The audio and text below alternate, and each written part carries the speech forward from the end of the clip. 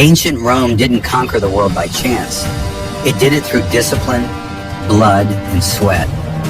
At the heart of the Roman Empire was a machine not made of gears, but of men, the Roman legions. Trained with relentless rigor, they marched thousands of kilometers, crossing deserts, mountains, forests, returning alive or dying in battle, never breaking formation. But how did Rome forge soldiers so feared, so loyal, and so effective? In this video, you'll discover how an ordinary citizen was transformed into a legionary. From the first steps of recruitment to the sacred oath that sealed their loyalty to the empire. In the early centuries of the Republic, the Roman army resembled more a citizen militia than a professional force. Every free man had the duty to defend his city, but that meant abandoning their farms, businesses, and families.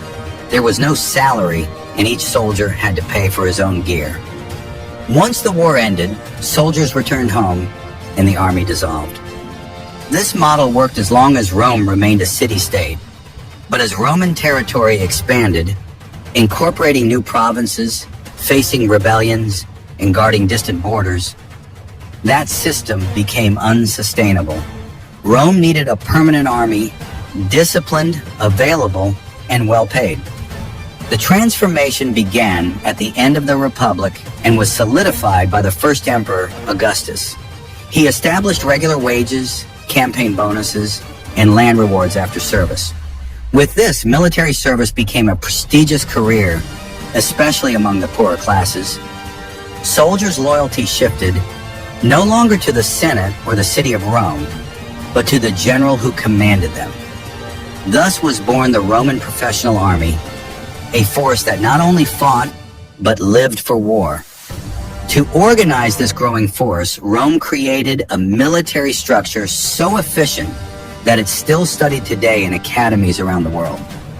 Each legion was a finely tuned machine of 5,000 to 6,000 soldiers divided into 10 cohorts. Each cohort was further subdivided into maniples and centuries, smaller units led by experienced officers who allowed quick execution of orders in battle. It was like a living war board, pieces that moved, thought, reacted, and obeyed in perfect sync. This system not only enabled tactical maneuvers, but allowed control of massive forces. And at the height of the empire, the scale was colossal. 150,000 legionaries and 180,000 auxiliary troops deployed across a territory with more than 10,000 kilometers of borders.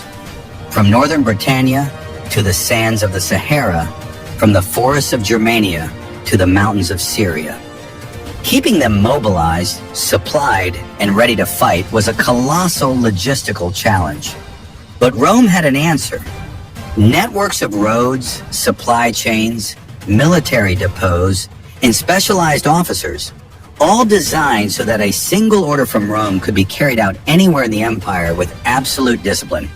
But before donning armor and wielding the gladius, the future legionary had to be selected, and the recruitment process was as rigorous as the training. Recruitment was led by officers called conquistadores, who traveled through towns and villages in search of candidates aged 18 to 23. But youth wasn't enough. The conquistadores evaluated everything: physical condition, family background, occupation, literacy, and even behavior. Only free men could serve in the legions. Slaves and criminals were rejected, except in times of extreme crisis. Auxiliary soldiers from the provinces had different criteria, but also went through selection. Skilled professionals like blacksmiths, carpenters, shoemakers, or tailors were especially valued. They could be assigned to logistical roles within the legion. Those who could read and write were candidates for administrative or command roles. And men from respected families had greater chances of rising in the military hierarchy. Once accepted, the recruit received a metal identification plate, similar to modern dog tags. Losing that plate was not just carelessness, it was dishonor, severely punished. From that moment on, the young man was no longer a civilian. He now lived by strict rules that governed every step, every word, even every thought. Before learning to kill, the Roman legionary learned to endure. During the first 4 months, recruits faced an exhausting routine of forced marches, carrying around 20 kilos of equipment. At first, they marched 30 kilometers in 5 hours at regular pace. But soon that increased to 35 kilometers in the same time, at a faster pace. And it didn't matter the weather, rain, sun, cold, or dust. The soldier marched without complaint. But the marches were just the beginning. Training included running, swimming, climbing, jumping, and strength and endurance exercises. Instructors tested not just muscles, but also willpower. The goal was to transform the recruit's body into a resistant machine, able to sleep on the ground, eat little, carry weight, and still be ready to fight for hours. Many quit, some fainted, others collapsed and never got up again. Rome didn't want soldiers who could just survive battle. It wanted soldiers who would arrive at battle still standing, even after days of marching, hunger, and exhaustion. Because on the battlefield, the enemy was rarely the first challenge. It was the last. Once the body was hardened through endurance, the next step was to turn the recruit into a lethal fighter. Legionaries trained with wooden weapons, deliberately twice as heavy as the real ones. The goal was simple. If you mastered the wooden gladius, the steel one would feel like a light extension of your arm. Sessions included slashes, thrusts, and blocks against fixed posts or moving targets, always in full armor, making every move a test of strength and control. But it wasn't just about technique. Combat was mental. The purpose was to make the strikes automatic, pure instinct. In real combat, there was no time to think. Besides the sword, recruits trained with the pilum, the Roman javelin with an iron tip designed to bend on impact, so the enemy couldn't reuse it. They learned to throw it with force, precision, and at the exact moment of the advance. Training also included the armatura, a combat simulation with real weapons where soldiers faced off under the supervision of veteran instructors, usually campaign-experienced soldiers. These instructors received double pay, a recognition of the critical value of that stage. Every repeated strike was muscle memory. Every practice block was a future life saved, and mistakes were not allowed. But even so, when mistakes happened, and they did, Rome's response was ruthless. In the Roman legions, discipline was sacred. The survival of thousands of men depended on blind obedience to orders. That's why even minor offenses were punished with a severity that bordered on cruelty. The man in charge of maintaining order was the centurion, commander of around 80 soldiers. He always carried a vine staff, the symbol of his authority, and used it often.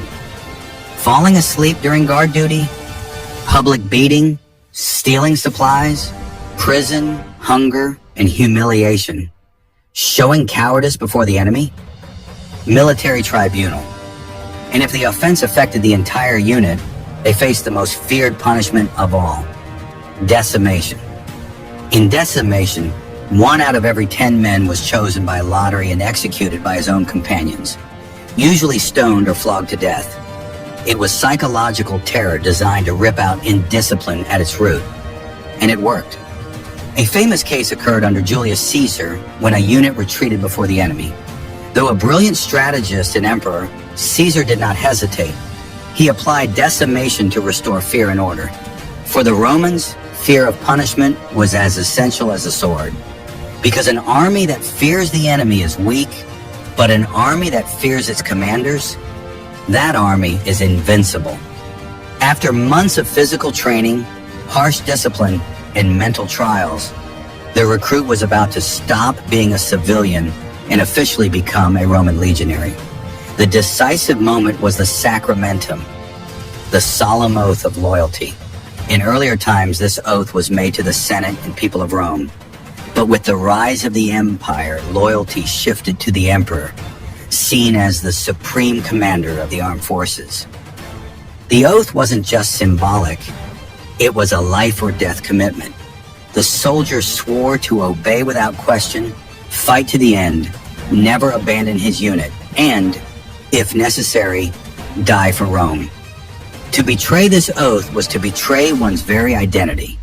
As part of this rite, the soldier received his military diploma, a bronze plaque with his name, enlistment date, and the rights he earned as a legionary. This document was guarded with extreme care, as it represented status, salary, and future. In addition to the monthly wage, the legionary was entitled to rewards like land at the end of service, campaign bonuses, and in some cases, even Roman citizenship for his family, especially for auxiliary soldiers. With the diploma in hand and the sacramentum in his heart, the man no longer belonged to himself. From that moment on, he belonged to Rome. Roman military training wasn't just physical preparation. It was total transformation. It turned farmers, craftsmen, and shepherds into disciplined war machines, capable of marching for days, fighting for hours, and holding formation even in the face of death. That model was so effective it inspired generations of strategists and generals. Elements of Roman training are still studied and applied in modern military academies, more than 2,000 years later. In the end, what held the empire together was the legionary, that anonymous man, hardened by effort, loyal to his oath, and molded by a system that understood Rome's true power didn't come from glory, but from discipline. If you enjoyed learning what powered the strength of Rome's legions, leave a like and subscribe to the channel. And as always, may Mars guide you in battle.